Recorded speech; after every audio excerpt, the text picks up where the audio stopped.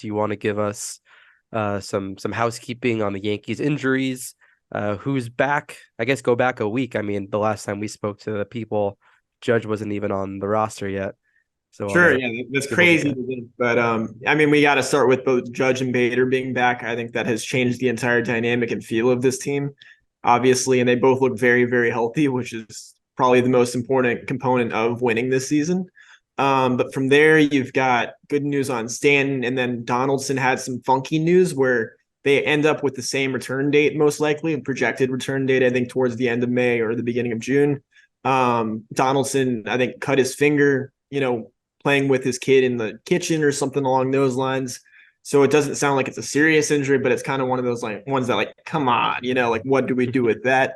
But I'm also not concerned about that at this very moment. Although it will be interesting to see what moves they decide to make roster wise, because everyone's kind of playing up to par with what they needed to do at the beginning of the season. So they've got a lot of decisions moving forward from that point onwards. That being said, we also have to talk about the unfortunate news with Jose Trevino being put on the injured list for 10 days with a groin injury.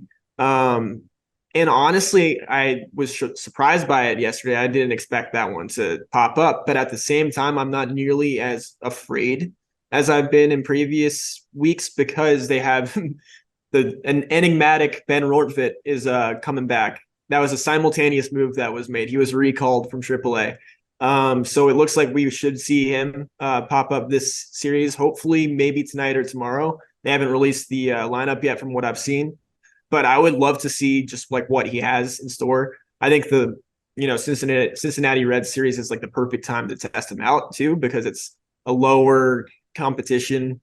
And while it is in Cincinnati, it just feels like the pressure's off a little bit after winning these big series in a row. So I'm interested to see what comes out of that. And then we also have to talk about Domingo Herman getting suspended for 10 games. What is he on? Game number? He's got still 9 left or something like that. So that really sucks. So maybe we'll see a corresponding pitching move come up at some point or another. Also, Luis Hill, that's a good one. He's actually started resuming his bullpen sessions. So maybe we'll see him at some point late in the summer. Am I missing anyone, or I think that's pretty much everything going on right now? The only thing I can think of is the Rodon news there. I know that's been Oh slow over yeah, the past little time. But I know that was it last week where his wife tweeted something online where someone was like, don't expect to see Rodon for the season, and she was basically like bullshit. yeah. The rumblings are all-star break is that kind of the most updated news, but even that's not official. That's not official yet, but I am hopeful because it sounded like they had a corresponding second cortisone shot scheduled for last week or this week Yeah. early on. And it sounds like he didn't need it, which means that the inflammation is going down. The first shot is working. So that's the thing with cortisone shots. Either they're effective or they're not. And it sounds like this one is nipping it in the bud pretty well. And if it is something that is chronic, then it should be manageable over time. So I'm not all that concerned. At the end of the day, I think that we could at the earliest see him mid June. But I think that right around the All-Star break is fine. I think that's where they should shoot for. If you can get 100% healthy Rodon at that point, you do it. And then also we're going to get Sevy back on, was it Saturday or Sunday this week? So Sunday. Yep.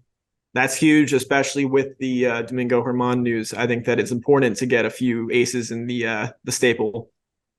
I think it's so funny that Sevy made a stink about the 11 o'clock or 11:30 start time in AAA. And now the game he's going to get activated is going to be an 11:35 Sunday morning Peacock game against the Cincinnati Reds. And I just think they're And building up for it. That's why they gave him the start. that's Eastern time, right? And isn't Cincinnati on Central time, or is it on It's, East? it's, oh shit. Yeah, they're going to Cincinnati. If it's Central time, then that's 10:35, which is even. I think hold on. All right. So my Yankees calendar says 11:35. So that's giving local time. Yeah. Okay, So so it might be 10:30. Wow, it might be a 10:35 start there. Yeah. I've never even been to a college football game that early. I've been to 11 a.m. SEC football games where it is Central time, and that's a lot. Yeah. But that's just very comical on his end for making such a big deal out of it. That's funny. I think Cincinnati might be Eastern. I think Ohio gets Eastern time. Yeah, it could be. I don't know. Yeah.